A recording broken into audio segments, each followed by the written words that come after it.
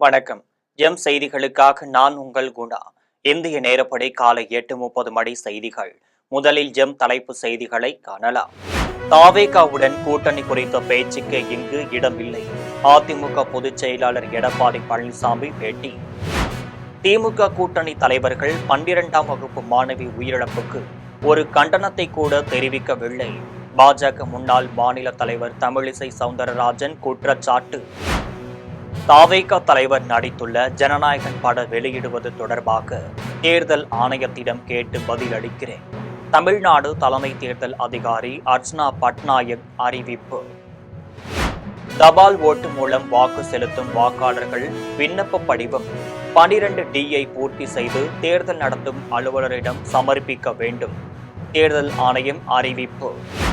கத்தாரில் ராஸ் லஃபான் தொழில்துறை நகரத்தில் உள்ள உலகின் மிகப்பெரிய LPG ஆலை மீது ஈரான் தாக்குதல்.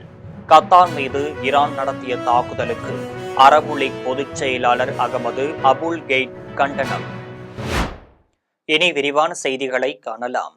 தாவேகாவுடன் கூட்டணி குறித்த பேச்சுக்கு இங்கு இடமில்லை என்று அதிமுக பொதுச் செயலாளர் எடப்பாடி பழனிசாமி தெரிவித்துள்ளார். டெல்லி விமான நிலையத்தில் அதிமுக பொதுச் செயலாளர் எடப்பாடி பழனிசாமி செய்தியாளர்களை சந்தித்து பேசினார்.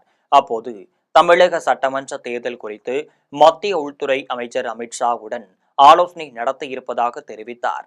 தொடர்ந்து தேசிய ஜனநாயக கூட்டணி தொகுதி பங்கீடு பேச்சுவார்த்தை இன்னும் 4 நாட்களுக்குள் முடிவடையும் என்று தெரிவித்தார்.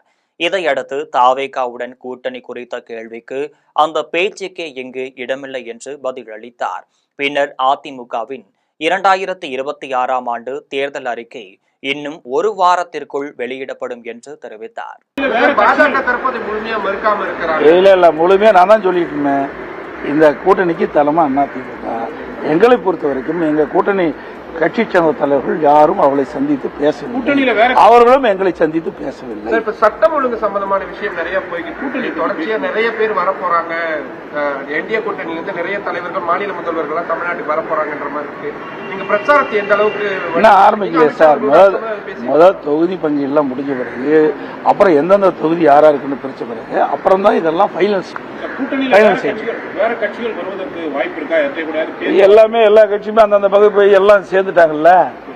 யார் புதிய கட்சி வருவதற்கு இந்த எல்லா கட்சியும் திமுகவோட கூட்டணி சேர கட்சியெல்லாம் சேர்ந்துருது. அதிமுக சேர்ந்துருது. தமிழகத்தில் தனித்து நின்று யாரும் ஆட்சி அமைக்க முடியாது என்று பாஜக முன்னாள் மாநில தலைவர் தமிழிசை சவுந்தரராஜன் தெரிவித்துள்ளார். சென்னையில் பாஜக முன்னாள் மாநில தலைவர் தமிழிசை சவுந்தரராஜன் செய்தியாளர்களை சந்தித்து பேசினார். அப்போது தமிழகத்தில் தமிழ் என்ற சொல்லே மெல்ல மெல்ல மறைந்து திராவிடம் என்ற சொல்லை திணிப்பது நடந்து வருகிறது. ஏனென்றால் வாழ்த்துக்களில் கூட மொழி வேற்றுமையை விதைத்து தமிழர்களின் அடையாளத்தை முதலமைச்சர் மு.க. ஸ்டாலின் சிதைத்து வருகிறார். ஒரு மாநிலத்தின் முதலமைச்சராக இருந்து கொண்டு யுகாதி திருநாள் வாழ்த்து தெரிவிப்பதில் கூட முதலமைச்சர் பிரிவினை தூண்டுவது மிகுந்த வேதனைக்குரியது என்றார். இதையடுத்து திமுக கூட்டணி கட்சி தலைவர்கள் ஒரு வார்த்தைக்கு கூட கண்டனம் தெரிவிக்கிறார்கள். ஆனால் ஒரு பள்ளி மாணவி பாலியல் வன்கொடுமை ஆளாகி உயிரிழந்துள்ள நிலையில் எந்த தலைவர்களும் இதுவரை ஒரு கண்டனத்தை கூட தெரிவிக்கவில்லை என்று குற்றம் சாட்டினார். பின்னர் தாவேகா தற்போது குழப்பத்தில் இருக்கிறது என்றும் தமிழகத்தில் தனித்து நின்று யாரும் ஆட்சி அமைக்க முடியாது என்றும் தெரிவித்தார். வட இந்தியாவும் சார்ந்தவர்களும் நமக்கு யுகாதி வாழ்த்துக்கள் தெரிவிக்கிறாங்க. ஆனால் அந்த வாழ்த்து தெரிவிக்கிறதுல கூட ஒரு பிரிவினையை ஏற்படுத்தி ஹிந்தியை பற்றி சொல்லி ஆக இது தமிழனின் பண்பாடு கிடையாது. ஆக திராவிட முன்னேற்ற கழக தலைவர் அண்ணன் ஸ்டாலின் அவர்களும் உதயநிதி அவர்களும் தமிழின் அடையாளத்தை தொலைத்து கொண்டிருக்கிறார்கள் என்பதுதான். அதே மாதிரி கீழடியில் முதலில் கீழடி அகழ்வாராய்ச்சிக்கு அதிக நிதி ஒதுக்கியதே மரியாதைக்குரிய பாரத பிரதமர் தான். ஆக கீழடியில் அகழ்வாராய்ச்சிக்கு நிதி ஒதுக்குனா நாங்கள் அழுத்தம் கொடுத்ததுனால அப்படின்னு சொல்ல வேண்டியது. அதே மாதிரி சாகித்ய அகாடமியை பற்றியும் ஞானபீட விருதை பற்றியும் ஒருதலை பட்சமாக இருந்து கொண்டிருக்கிறார்கள் என்று சொல்லிட்டு தமிழர்களுக்கு கிடைத்த உடனேயே அது தனியார் நிறுவனமா அரசாங்க நிறுவனமா என்று பாராமல் உடனே அவர்களுக்கு கிடைக்கும் பொழுது நாங்கள் அழுத்தம் கொடுத்து தான் நாங்கள் போராடி தான் பெற்றோம் என்று சொல்வது. ஆக நீங்கள் போராடி யூபி அரசாங்கத்தில் நீங்கள் ஆட்சியில் இருக்கும் பொழுதே தமிழுக்கு எந்த மரியாதையும் உங்களால் கொண்டு வர முடியவில்லை. தமிழர்களுக்கும் எந்த மரியாதையும் கொண்டு வர முடியவில்லை. அதனால இன்றைய காலகட்டத்தில் அது மட்டும் இல்லை, இன்னைக்கு ஹிந்தி எழுத்தை அழிக்கப் போகிறேன் என்று ஒரு சகோதரர் உயிரிழந்திருக்கிறார். உயிரிழந்ததற்கு எனது அஞ்சலி. ஆனால் நடிகரும் தாவேகா தலைவருமான விஜய் நடித்துள்ள ஜனநாயகன் படம் வெளியிடுவது தொடர்பாக தேர்தல் ஆணையத்திடம் கேட்டு பதிலளிக்கிறேன் என்று தலைமை தேர்தல் அதிகாரி அர்ச்சனா பட்நாயக் தெரிவித்துள்ளார். சென்னை தலைமைச் செயலகத்தில் தமிழ்நாடு தலைமை தேர்தல் அதிகாரி அர்ச்சனா பட்நாயக் செய்தியாளர்களை சந்தித்து பேசினார். அப்போது பேசிய அவர், தேர்தலையொட்டி பறக்கும் படை சோதனையின் போது பிடிக்கப்படும் பணம், பொருட்களை உரிய ஆவணங்களை காட்டினால் அப்போதே அதை திருப்பி கொடுக்கப்படும் என்றார். தொடர்ந்து வருகின்ற 26ஆம் தேதி வரை வாக்காளர் பட்டியலில் பெயர் சேர்க்கலாம் என்றும், அதுவரை வரும் விண்ணப்பங்கள் பரிசீலிக்கப்பட்டு பெயர் சேர்க்கப்படும் என்று தெரிவித்தார். வாக்காளர் துணை பட்டியல் வேட்புமனு தாக்கல் அன்று வெளியிடப்படும் என்று கூறினார். இதையடுத்து நடிகரும் தாவேகா தலைவருமான விஜய் நடித்துள்ள ஜனநாயகன் பட வெளியீட்டிற்கு தணிக்கை குழுவின் ஒப்புதல் கிடைத்துள்ளதாக தகவல் வெளியாகியுள்ளதை குறித்த கேள்விக்கு, தேர்தல் நடத்தை விதிமுறைகள் தற்போது வந்துவிட்டனர். மேலும் இதுபோன்ற சம்பவம் முதல் முறையாக நடக்கிறது என்றார். பின்னர் இது குறித்து தேர்தல் ஆணையத்திடம் கேட்டு பதிலளிக்கிறேன் என்று தெரிவித்தார். தபால் ஓட்டு மூலம் வாக்கு செலுத்தும் வாக்காளர்கள் விண்ணப்ப படிவம் 12Dயை பூர்த்தி செய்து தேர்தல் நடத்தும் அலுவலரிடம் சமர்ப்பிக்க வேண்டும் என தேர்தல் ஆணையம் தெரிவித்துள்ளது. சட்டமன்ற தேர்தலில் முதியோர், மாற்றுத்திறனாளிகள், சேவை வாக்காளர்கள், தேர்தல் பணியில் உள்ள வாக்காளர்கள் ஆகியோர் தபால் ஓட்டு போட தேர்தல் ஆணையம் பல்வேறு வசதிகளை செய்துள்ளது.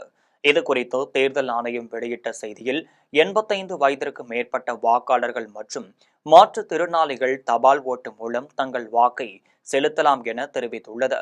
இந்த வாக்காளர்கள் விண்ணப்ப படிவம் 12Dயை பூர்த்தி செய்து தேர்தல் அறிக்கை வெளியான 5 நாட்களுக்குள் சம்பந்தப்பட்ட வாக்குச்சாவடி நிலை அலுவலர் மூலம் தேர்தல் நடத்தும் அலுவலரிடம் சமர்ப்பிக்க வேண்டும் என அறிவுறுத்தியுள்ளது.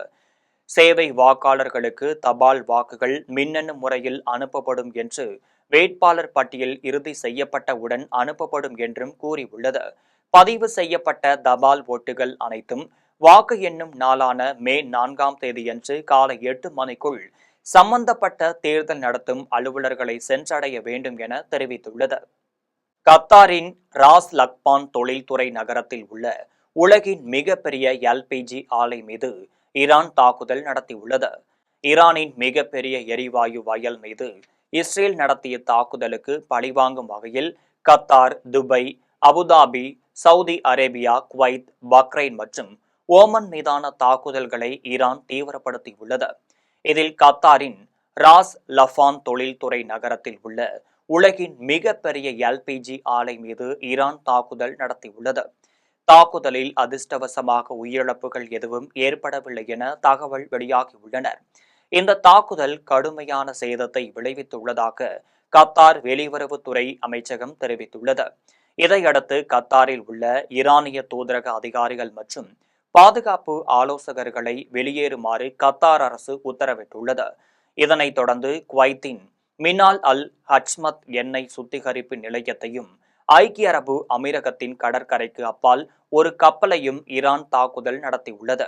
இதன் பின்னர் செங்கடலில் உள்ள யான்பூ துறைமுக நகரில் உள்ள சாம்ரேப் சுத்திகரிப்பு நிலையத்தின் மீது ட்ரோன் தாக்கியதாக சவுதி அரேபியா தெரிவித்துள்ளது. இதனிடையே கத்தார் ராஸ் லபான் எரிவாயு நிலையம் மீது ஈரான் நடத்திய தாக்குதலை அரபு லீக் பொதுச் செயலாளர் அகமது அபுல் கெய்ட் கண்டனம் தெரிவித்துள்ளார். அசாம் சட்டப்பேரவை தேர்தலுக்கான 88 வேட்பாளர்கள் கொண்ட முதல் வேட்பாளர் பட்டியலை பாஜக வெளியிட்டுள்ளது. ஜலுக்பாரி தொகுதியில் முதலமைச்சர் ஹேமந்த விஸ்வா சர்மா போட்டியிடுகிறார். திஸ்பூர் சட்டப்பேரவை தொகுதிக்கான வேட்பாளராக முன்னாள் காங்கிரஸ் தலைவர் பிரஸ்யூத் போர்டோலாவை அக்கட்சி அறிவித்துள்ளது. முன்னதாக புதன்கிழமையன்று நடைபெற்ற நிகழ்வில் முதலமைச்சர் ஹேமந்த சர்மா மற்றும் பிற கட்சி தலைவர்கள் முன்னிலையில் போர்டோலாய் பாஜகவில் இணைந்தார். பாஜகவின் மத்திய தேர்தல் குழு கூட்டம் புதன்கிழமை மாலை நடைபெற்ற போது வேட்பாளர்களின் முதல் பட்டியல் இறுதி செய்யப்பட்டது. இக்கூட்டத்திற்கு கட்சியின் தலைவர் நிதின் நவீன் தலைமை தாங்கினார். இக்கூட்டத்தில் பிரதமர் நரேந்திர மோடி, உள்துறை அமைச்சர் அமித்ஷா, பாதுகாப்புத்துறை அமைச்சர் ராஜ்நாத் சிங் மற்றும் பாஜக தேர்தல் குழுவின் பிற உறுப்பினர்களும் கலந்து கொண்டனர். மேற்கு வங்கத்திலிருந்து உயர் அதிகாரிகள் 50 பேரை ஒன்றிய அரசு அதிரடியாக மாற்றம் செய்திருப்பது அறிவிக்கப்படாத அவசர நிலையாக உள்ளது என்று அம்மாநில முதலமைச்சர் மம்தா பானர்ஜி குற்றம் சாட்டியுள்ளார். இது தொடர்பாக அவர் தமது எக்ஸ் தளத்தில் தேர்தல் ஆணையமும் ஒன்றிய பாஜக அரசும் மேற்கு வங்க அரசை குறிவைத்து தாக்குவதாக சாட்டியுள்ளார். எதிர்வரும் சட்டமன்ற தேர்தலை மனதில் வைத்து 50க்கும் மேற்பட்ட அரசு உயர் அதிகாரிகளை ஒன்றிய அரசு இடமாற்றம் செய்துள்ளதாக மம்தா பதிவிட்டுள்ளார். நிர்வாக தேவைக்காக மாற்றம் செய்யப்பட்டுள்ளனர் என்று ஒன்றிய அரசு விளக்கம் அளித்தாலும் இது ஒரு அரசியல் தலையீடு என்று அவர் குறிப்பிட்டுள்ளார். இதற்கு முன் இவ்வாறு நடந்ததே இல்லை என கூறியிருக்கும் மம்தா இது மிகவும் ஆபத்தான நடவடிக்கை என எச்சரித்துள்ளார். தேர்தல் தேதி அறிவிக்கும் முன்பே தலைமை செயலர், உள்துறை செயலர், காவல்துறை தலைவர், கூடுதல் காவல்துறை, மாவட்ட நீதிபதிகள் மற்றும் மாவட்ட கண்காணிப்பாளர் உள்ளிட்ட 50க்கும் மேற்பட்ட உயர் அதிகாரிகள் மாற்றம் செய்யப்பட்டிருப்பது நிச்சயமாக அரசியல் தலையீடு என்று மம்தா பானர்ஜி புகார் தெரிவித்திருக்கிறார். மேலும் மேற்கு வங்கத்தை ஒன்றிய அரசு தொடர்ந்து குறிவைத்து தாக்குவதன் காரணம் என்ன என்று அவர் கேள்வி எழுப்பியுள்ளார். மேற்கு ஆசியாவில் போர் தொடங்கிய நாளில் இருந்து இதுவரை 2,80,000 பேர் பத்திரமாக இந்தியா திரும்பியிருப்பதாக வெளியுறவுத்துறை அமைச்சகம் தெரிவித்துள்ளது. டெல்லியில் செய்தியாளர்களிடம் பேசிய வளைகுடா நாடுகளுக்கான வெளியுறவுத்துறை அமைச்சகத்தின் இணை செயலாளர் அசீம் மகாஜன், மேற்கு ஆசியாவில் சில நாடுகளில் இன்னும் பதற்றம் காணப்பட்டாலும் விமான போக்குவரத்தில் சிறிது சிறிதாக முன்னேற்றம் காணப்படுவதாக தெரிவித்தார். பிப்ரவரி 28ஆம் தேதி இஸ்ரேல், அமெரிக்கா மற்றும் ஈரான் நாடுகளிடையே போர் தொடங்கியதை நினைவு கூர்ந்த அவர் அன்றிலிருந்து இன்று வரை 2,80,000 பேர் இந்தியா திரும்பியிருப்பதாக குறிப்பிட்டார். திமுகவுடன் மக்கள் நீதி மய்யம் கட்சி தொகுதி பங்கீடு குறித்தும் போட்டியிடும் சின்னம் குறித்தும் பேச்சுவார்த்தை நடத்த இருப்பதாக மக்கள் நீதி மய்யம் கட்சியின் தலைவர் கமல்ஹாசன் தெரிவித்துள்ளார். சென்னை விமான நிலையத்தில் செய்தியாளர்களுக்கு பேட்டியளித்த அவர் இதனை தெரிவித்தார்.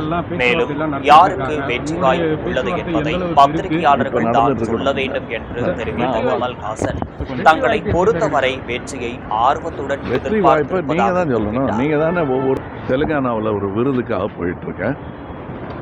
அதனால் அரசியல் இப்போ பேச வேணாம், போயிட்டு வந்து நான் பேசுகிறேன் சார். அதுவும் இல்லாமல் கூட்டணி கட்சிகள்லாம் பேச்சுவார்த்தையெல்லாம் நடத்திட்டு இருக்காங்க. உங்களுடைய பேச்சுவார்த்தை எந்த அளவுக்கு இருக்கு? இப்போ நடந்துட்டு இருக்கணும். வெற்றி வாய்ப்பு எப்படி சார் இருக்கு?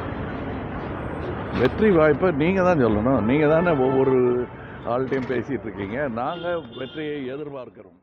சட்டப்பேரவை தேர்தலில் விசிக சார்பில் போட்டியிட விரும்புவோர் நாளை முதல் 24ஆம் தேதிக்குள் விருப்ப மனுக்களை அளிக்கலாம் என அக்கட்சியின் தலைமை அறிவித்துள்ளது. தமிழ்நாடு சட்டப்பேரவைக்கான தேர்தல் அடுத்த மாதம் 23ஆம் தேதி நடைபெறும் என தலைமை தேர்தல் ஆணையம் சில நாட்களுக்கு முன்பு அறிவித்தது. திமுக தலைமையிலான கூட்டணி கட்சிக்குள் தொகுதி பங்கீடு பேச்சுவார்த்தை முழுமையாக நிறைவேற்றப்படவில்லை. இதேபோல் தமிழகத்தில் அதிமுக தலைமையிலான தேசிய ஜனநாயக கூட்டணியிலும் தொகுதி பங்கீடு முடிவுக்கு வரவில்லை. இதையடுத்து எந்த கட்சிக்கு எந்த தொகுதி என்பதிலும் சிக்கல் எழ வாய்ப்பு இருக்கிறது. இதையடுத்துதான் தேர்தல் பிரச்சாரத்தையே தொடங்க முடியும் என்ற நிலையில் பிரச்சாரத்திற்கான நாட்கள் குறைவாக இருப்பதை கட்சி உணர்ந்திருக்கின்றனர். எனவே தேர்தலில் போட்டியிட விருப்பம் தெரிவிப்போர் விருப்ப மனு அளிக்கலாம் என பெரிய கட்சிகள் அறிவித்துள்ளனர். திமுக, அதிமுக ஆகிய பெரிய கட்சிகளை தொடர்ந்து விசிகாவும் விருப்ப மனு அளிக்கலாம் என அறிவித்துள்ளது. நாளை முதல் 24ஆம் தேதிக்குள் விருப்ப மனுக்களை தரலாம் என்றும் அசோக் நகரில் உள்ள கட்சி தலைமை அலுவலகத்தில் விருப்ப மனுக்களை அளிக்கலாம் என்று கட்சியின் தலைமை அறிவித்துள்ளது. அசாம் சட்டப்பேரவை தேர்தலில் போட்டியிட பாஜக தலைமை மறுத்ததால் அந்த கட்சியின் நிர்வாகி ஒருவர் கதறி அழுதார். தமிழ்நாடு, கேரளம், புதுச்சேரி, மேற்கு வங்கம், அசாம் ஆகிய மாநிலங்களுக்கான பேரவை தேர்தல் தேதிகள் அறிவிக்கப்பட்டுள்ளனர். இதையடுத்து தேர்தல் நடத்தை விதிகளும் அமலாகியுள்ளன. தேர்தல் நடைபெற உள்ள மாநிலங்களில் முன்னேற்பாடுகள் மிக தீவிரமாக நடந்து வருகின்றனர். அசாமில் ஆளும் கட்சியான பாஜக நேற்று முதற்கட்ட வேட்பாளர் பட்டியலை வெளியிட்டது. இந்த பட்டியலில் 88 பேர் இடம் பிடித்துள்ளனர். அபயாபுரி தொகுதியில் போட்டியிட அசாம் கணபரிஷத் கட்சியிலிருந்து விலகி சமீபத்தில் பாஜகவில் இணைந்திருக்கும் புபேன் ராய்க்கு தேர்தலில் போட்டியிட வாய்ப்பு வழங்கப்பட்டுள்ளது. ஆனால் அந்த தொகுதி தனக்குதான் கிடைக்கும் என கட்சியில் நீண்ட நாட்களாக பணியாற்றி வரும் பாஜக நிர்வாகி சஞ்சய் ராய் எதிர்பார்த்திருந்த நிலையில் சீட் மறுக்கப்பட்டுள்ளது. இந்த தகவலை கேட்டதும் சஞ்சய் ராய் கண்ணீர் விட்டு கதறி எழுதார். இந்த வீடியோ இணையத்தில் வேகமாக பகிரப்பட்டு வருகிறது. பொதுமக்களை கவரும் வகையில் RSS அமைப்பில் அதிகார பரவலாக்கம் உட்பட பல்வேறு மாற்றங்களை கொண்டுவரப்போவதாக அதன் தலைவர் மோகன் பாகவத் தெரிவித்துள்ளார். மகாராஷ்டிர மாநிலம் நாக்பூரில் மராத்தி செய்தித்தாளின் நூற்றாண்டு விழாவில் பேசிய அவர், RSS அமைப்பின் நேர்மை மற்றும் தேசத்திற்கு சேவை செய்யும் சித்தாந்தங்களால் ஜென் இசட் இளைஞர்கள் ஈர்க்கப்படுவதாகவும், ஒரு நல்ல காரணத்திற்காக சமூக ஊடகங்களில் RSS செயல்பாட்டை அதிகரிக்க வேண்டிய அவசியம் உள்ளது என்பதை மோகன் பாகவத் அடிக்கோடிட்டு காட்டினார். தமிழ்நாடு மற்றும் புதுச்சேரியில் வருகின்ற 21ஆம் தேதி ரமலான் பண்டிகை கொண்டாடப்படும் என தமிழக அரசின் தலைமை காஜி அறிவித்துள்ளார். புனித ரமலான் மாதத்திற்கான முதல் பிறை தமிழ்நாட்டின் பல்வேறு பகுதிகளில் கடந்த பிப்ரவரி மாதம் 18ஆம் தேதி மாலை தென்பட்டது. இதையடுத்து 19ஆம் தேதி முதல் ரமலான் மாதத்தின் நோன்பு தொடங்கியது. இந்த நிலையில் ஹிஜ்ரி 1447 ரமலான் மாதம் 29ஆம் தேதி வியாழன்கிழமை, ஆங்கில மாதம் மார்ச் 19 மாலை சவ்வால் மாத பிறை தென்படாததால் வரும் சனிக்கிழமையன்று, அதாவது வரும் 21ஆம் தேதியன்று ரமலான் பண்டிகை கொண்டாடப்படும் என்று தமிழ்நாடு அரசின் தலைமை காஜி முப்தி உஸ்மான் முஹைதீன் அறிவித்துள்ளார். இதைத் தொடர்ந்து புதுச்சேரியிலும் வரும் 21ஆம் தேதி ரமலான் கொண்டாடப்படும் என அம்மாநில அரசின் தலைமை காஜி பாகவி தெரிவித்துள்ளார். வேலூரில் உள்ள 5 சட்டமன்ற தொகுதிகளிலும் மொத்தம் 1427 வாக்குச்சாவடி மையங்கள் உள்ளது என மாவட்ட ஆட்சியர் சுப்புலட்சுமி தெரிவித்துள்ளார். வேலூர் மாவட்டம் வேலூர் சத்துவாச்சாரியில் உள்ள மாவட்ட ஆட்சியர் அலுவலகத்தில் மாவட்ட ஆட்சியர் சுப்புலட்சுமி தலைமையில் 5 சட்டமன்ற தொகுதிகளுக்கான காவல்துறை தேர்தல் பார்வையாளர்களுடன் ஆலோசனை கூட்டம் நடைபெற்றது. கூட்டத்தில் மாவட்ட ஆட்சியர் சுப்புலட்சுமி பேசிய போது, வேலூர், காட்பாடி, அணைக்கட்டு, கேவிக்குப்பம், குடியாத்தம் ஆகிய 5 சட்டமன்ற தொகுதிகளிலும் மொத்தம் 1427 வாக்குச்சாவடி மையங்கள் உள்ளது என்றார். வாக்குப்பதிவன்று தொடர் கண்காணிப்பில் ஈடுபடும் வகையில் கண்காணிப்பு கேமராக்கள் அமைக்கப்பட்டுள்ளது என்று தெரிவித்தார். தொரப்பாடி தந்தை பெரியார் அரசு பொறியியல் கல்லூரியில் மே 4ஆம் தேதி 5 தொகுதிகளின் வாக்குகள் எண்ணப்படும் என்று கூறினார். ஆலங்குளம் அருகே ஜல்ஜீவன் திட்டத்தில் 25 லட்சம் ரூபாய் முறைகேடு செய்த ஊராட்சி செயலர் ராஜேஷை மாவட்ட ஆட்சியர் கமல் கிஷோர் பணியிடை நீக்கம் செய்து உத்தரவிட்டுள்ளார். தென்காசி மாவட்டம் புதுப்பட்டி ஊராட்சியில் ஊராட்சி செயலர் ராஜேஷ் என்பவர் அரசுக்கு பணம் செலுத்தாமல் பல லட்சம் ரூபாய் மோசடி செய்ததாக குற்றச்சாட்டு எழுந்துள்ளது. இதுகுறித்து அதிகாரிகள் விசாரணையில் குற்றச்சாட்டு உறுதியானது. இதனையடுத்து தென்காசி மாவட்ட ஆட்சியர் கமல் கிஷோர் ஊராட்சி செயலாளர் ராஜேஷை பணியிடம் நீக்கம் செய்து உத்தரவு பிறப்பித்தார். தொடர்ந்து பஞ்சாயத்து தலைவர் மூலம் 60 லட்சம் ரூபாய் மோசடி நடந்து இருப்பதாகவும் பொதுமக்கள் குற்றம் சாட்டினர். தற்போது ஊராட்சி செயலர் மீது மட்டும் நடவடிக்கை எடுக்கப்படாததாகவும், பஞ்சாயத்து தலைவர் மீது சரியாக விசாரணை செய்து நடவடிக்கை எடுக்க வேண்டும் என பொதுமக்கள் கோரிக்கை விடுத்துள்ளனர். நடிகர் விஜயால் தமிழக அரசியலில் எந்த மாற்றத்தையும் ஏற்படுத்த முடியாது என்று அதிமுக முன்னாள் அமைச்சர் ராஜேந்திர பாலாஜி தெரிவித்துள்ளார். சென்னையில் செய்தியாளர்களிடம் பேசிய அவர் இதனை தெரிவித்தார். நடிகர் விஜயால் அதிமுகவின் வாக்கு வங்கி குறையாது என்றும், இரட்டை இலை சின்னத்திற்கு மக்களின் ஆதரவு உறுதியாக இருப்பதாகவும் ராஜேந்திர பாலாஜி குறிப்பிட்டார். மேலும் திமுக ஆட்சிக்கு எதிரான மக்களின் அதிருப்தி அதிமுகவிற்கு சாதகமாக அமையும் என்றார். அவர் தமிழ்நாட்டில் மீண்டும் எடப்பாடி பழனிசாமி தலைமையில் அதிமுக ஆட்சி அமையும் என்று ராஜேந்திர பாலாஜி திட்டவட்டமாக தெரிவித்துள்ளார். தமிழ்நாட்டில் நடைபெறவுள்ள 2026 சட்டமன்ற தேர்தலை முன்னிட்டு திருப்போரூர் தொகுதிக்கு தேர்தல் பார்வையாளராக நியமிக்கப்பட்டுள்ள அபிஜித் அகர்வால் திருக்கழுக்குன்றம் அடுத்த நென்மேலி பகுதியில் உள்ள வாக்குச்சாவடி மையத்தில் ஆய்வு மேற்கொண்டார். செங்கல்பட்டு மாவட்டம் திருப்போரூர் சட்டமன்ற தொகுதிக்கு தேர்தல் பார்வையாளராக அபிஜித் அகர்வால் நியமிக்கப்பட்டுள்ளார்.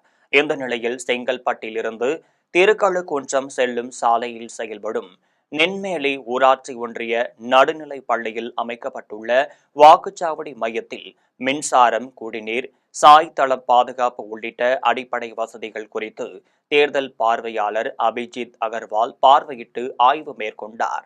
அப்போது முதியோர்கள் சிரமமின்றி வருவதற்கு சாய்தளத்தின் இருபுறமும் கைப்பிடிகள் அமைக்கவும், மாற்றுத்திறனாளிகளை சுலபமாக வீல் சேரில் அழைத்து வருவதற்கு மேடு பள்ளங்களை சமன் செய்து பேவர் பிளாக் கற்களையும் பதிக்கவும் உத்தரவிட்டார். ஆய்வின் போது திருக்கழுக்குன்றம் வட்டாட்சியர் தேவேந்திரன், துணை வட்டாட்சியர் சந்திரசேகர், வருவாய் ஆய்வாளர் ஸ்ரீமதி உள்ளிட்ட பலர் உடன் இருந்தனர்.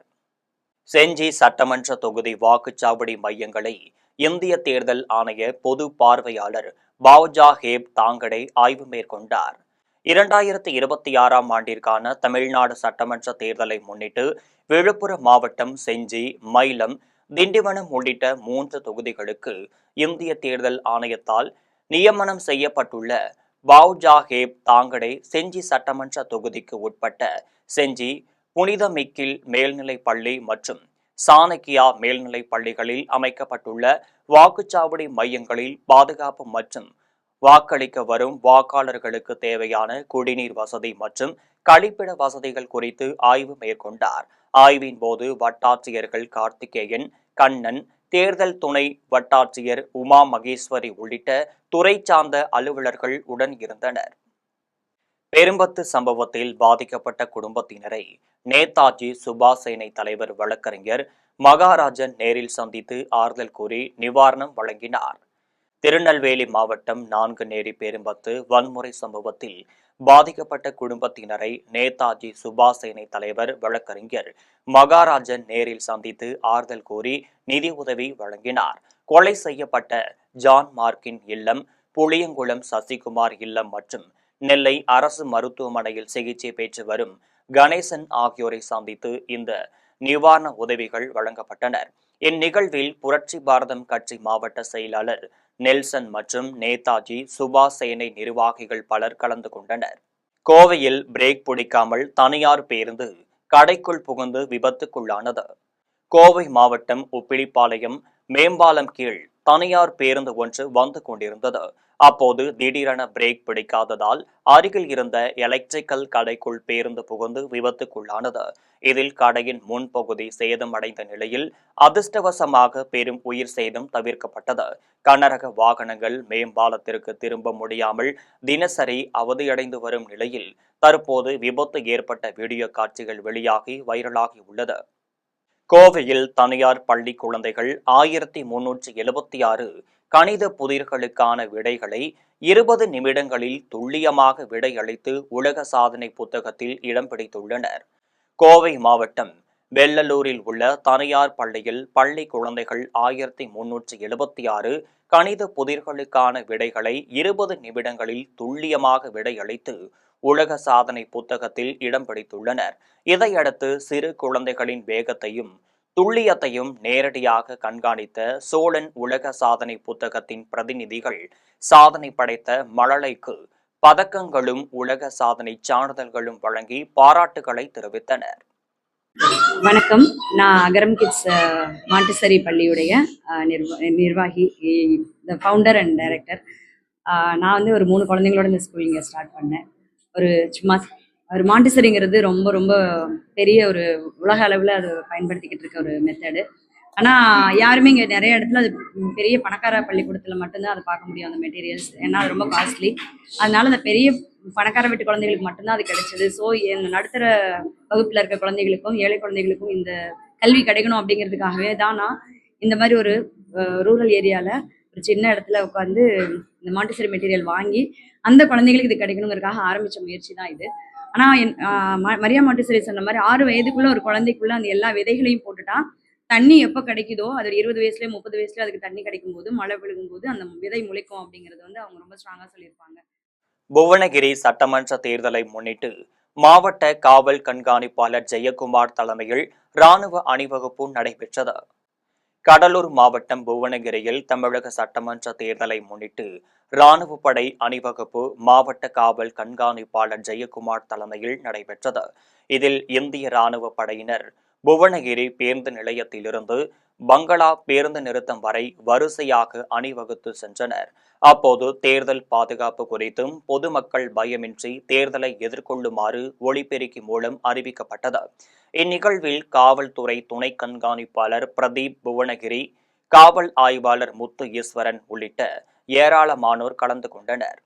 விருதுநகர் அருகே தனியார் நிதி நிறுவன ஊழியரிடம் இருந்து உரிய ஆவணங்கள் இல்லாமல் கொண்டு சென்ற 1,65,000 ரூபாய் பணத்தை பறக்கும் படை அதிகாரிகள் பறிமுதல் செய்து தேர்தல் நடத்தும் அலுவலரிடம் ஒப்படைத்தனர்.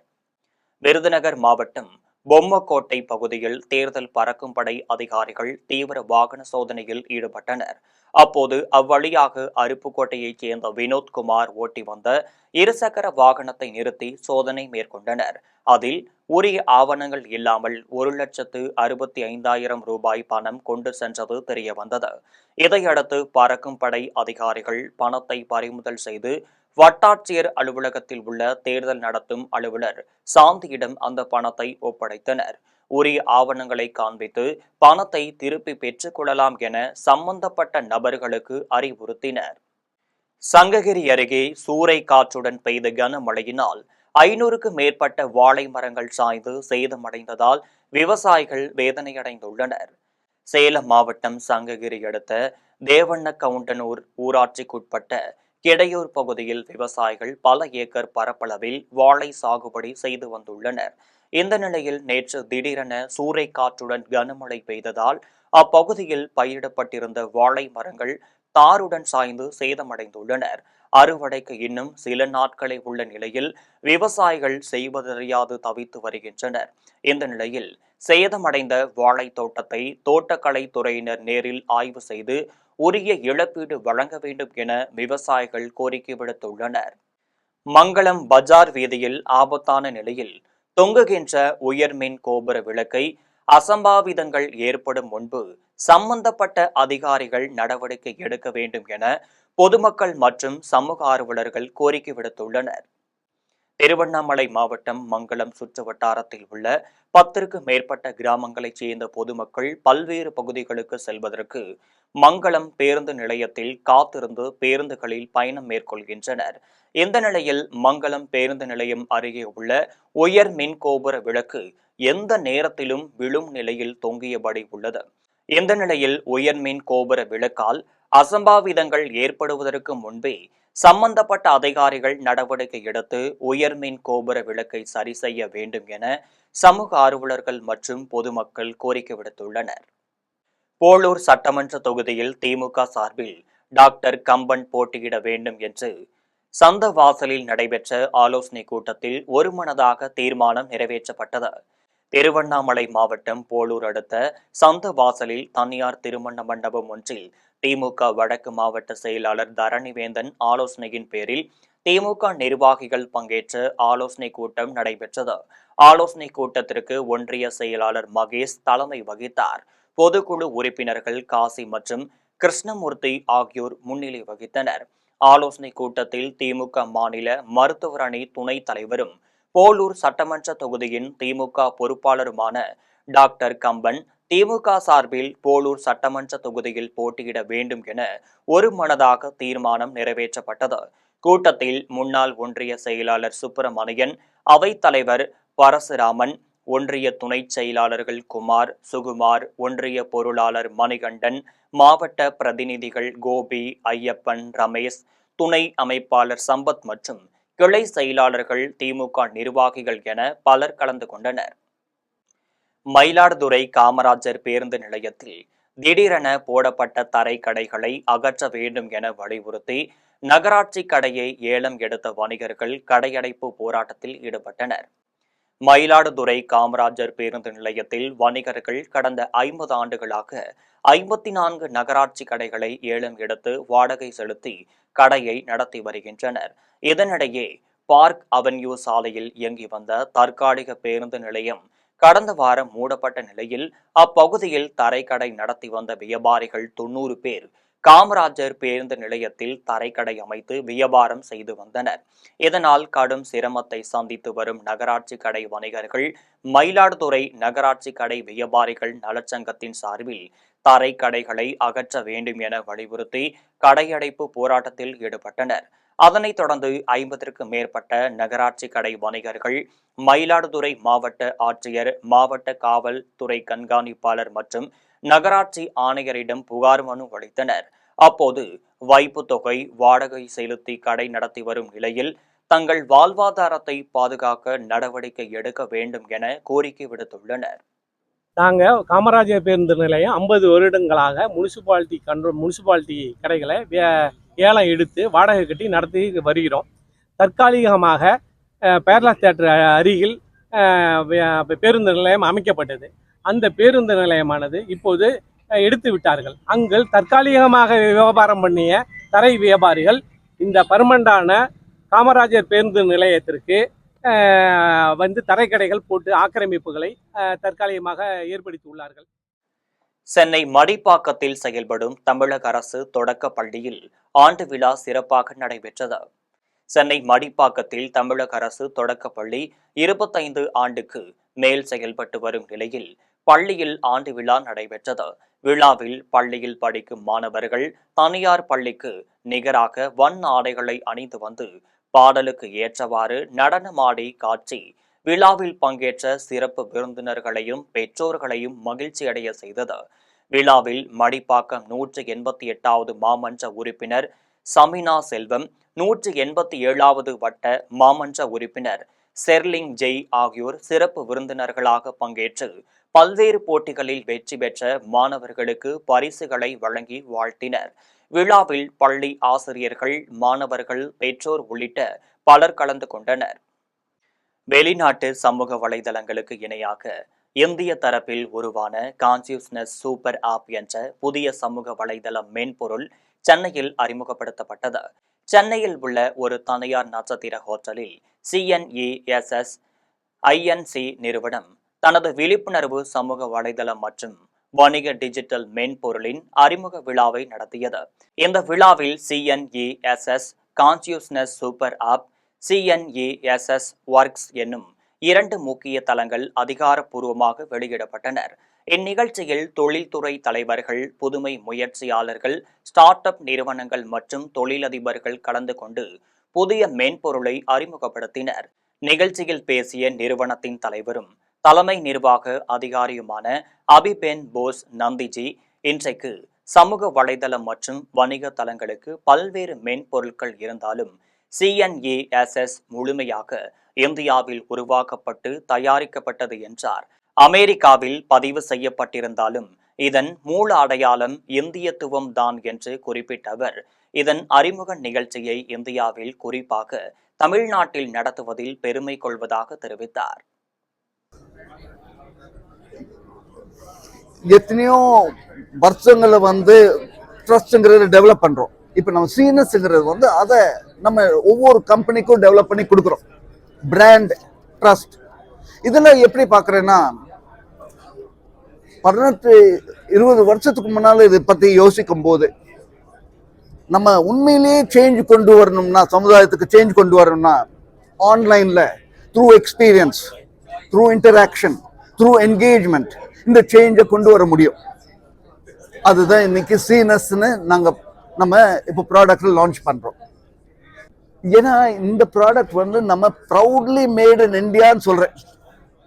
அமெரிக்கன் கம்பெனி நாங்கள், ஆனால் இங்கே நம்ம சேரும்போது எனக்கு ஒரு சந்தோஷம். நம்ம இந்தியாவில் இந்த மாதிரி கெப்பாசிட்டி இருக்கு. அரக்கோணம் அடுத்த பல்லூரில் அமைந்துள்ள ஸ்ரீ பிரித்தியங்கிரா தேவி ஆலயத்தில் நிகும்பலா யாகம் நடைபெற்றது. ராணிப்பேட்டை மாவட்டம் பல்லூரில் அமைந்துள்ள ஸ்ரீ பிரித்தியங்கிரா தேவி ஆலயத்தில் பங்குனி மாதம் அமாவாசையை முன்னிட்டு அம்மனுக்கு சிறப்பு அபிஷேகம், மலர் அலங்காரமும் நடைபெற்றது. அதனைத் தொடர்ந்து சிறப்பு நிகும்பலா மிளகாய் யாகம் நடைபெற்றது. யாகத்தில் திரளான பக்தர்கள் கலந்து கொண்டு செய்வினைகள், கண் திருஷ்டி, தடைகள் நீங்க நேர்த்திக்கடன் செலுத்தினர். விழாவில் ஏராளமான பொதுமக்கள் கலந்து கொண்டு ஸ்ரீ பிரித்தியங்கிரா தேவியை வழிபட்டனர். விழாவில் கலந்து கொண்டவர்களுக்கு ஆலயத்தின் சார்பில் குடிநீருடன் அன்னதானம் வழங்கப்பட்டது. விழாவிற்கான ஏற்பாடுகளை ஆலய நிர்வாகத்தினரும் நிர்வாக பெரியவர்கள் மற்றும் இளைஞர்களும் சிறப்பாக செய்திருந்தனர். புவனகிரியில் உள்ள அங்காள பரமேஸ்வரி அம்மன் ஆலயத்தில் பங்குனி மாத அமாவாசையை முன்னிட்டு ஊஞ்சல் தாலாட்டு உற்சவம் மிக சிறப்பாக நடைபெற்றது. கடலூர் மாவட்டம் புவனகிரியில் உள்ள அங்காள பரமேஸ்வரி அம்மன் ஆலயத்தில் பங்குனி மாத அமாவாசையை முன்னிட்டு அம்மன் சிறப்பு அலங்காரத்தில் தாலாட்டு மண்டபத்தில் பக்தர்களுக்கு காட்சியளித்தார். இதன் பின்னர் பம்பை ஒளி முழங்க தாலாட்டு பாடலுடன் ஊஞ்சலில் அம்மனுக்கு தாலாட்டு உற்சவம் மிக சிறப்பாக நடைபெற்றது. இதில் ஏராளமான பொதுமக்கள் கலந்து கொண்டு அங்காள பரமேஸ்வரி அம்மனை வழிபட்டு சென்றனர். மீண்டும் ஜெம் தலைப்பு செய்திகள். தாவேகாவுடன் கூட்டணி குறித்த பேச்சுக்கு இங்கு இடமில்லை. அதிமுக பொதுச் செயலாளர் எடப்பாடி பழனிசாமி பேட்டி. திமுக கூட்டணி தலைவர்கள் 12ஆம் வகுப்பு மாணவி உயிரிழப்புக்கு ஒரு கண்டனத்தை கூட தெரிவிக்கவில்லை. பாஜக முன்னாள் மாநில தலைவர் தமிழிசை சவுந்தரராஜன் குற்றச்சாட்டு. தாவேகா தலைவர் நடித்துள்ள ஜனநாயகன் பட வெளியிடுவது தொடர்பாக தேர்தல் ஆணையத்திடம் கேட்டு பதிலளிக்கிறேன். தமிழ்நாடு தலைமை தேர்தல் அதிகாரி அர்ச்சனா பட்நாயக் அறிவிப்பு. தபால் ஓட்டு மூலம் வாக்கு செலுத்தும் வாக்காளர்கள் விண்ணப்ப படிவம் 12Dயை பூர்த்தி செய்து தேர்தல் நடத்தும் அலுவலரிடம் சமர்ப்பிக்க வேண்டும். தேர்தல் ஆணையம் அறிவிப்பு. கத்தாரில் ராஸ் லஃபான் தொழில்துறை நகரத்தில் உள்ள உலகின் மிகப்பெரிய LPG ஆலை மீது ஈரான் தாக்குதல். கத்தார் மீது ஈரான் நடத்திய தாக்குதலுக்கு அரபு லீக் பொதுச் செயலாளர் அகமது அபுல் கெய்ட் கண்டனம். இத்துடன் ஜெம் செய்திகள் நிறைவடைகின்றனர். மீண்டும் ஜெம் செய்திகள் மதியம் 1:30 மணிக்கு. உடனுக்குடன் செய்திகளை காண gemlive.tv என்ற இணையதளத்தில் இணைந்திருங்கள். நன்றி, வணக்கம்.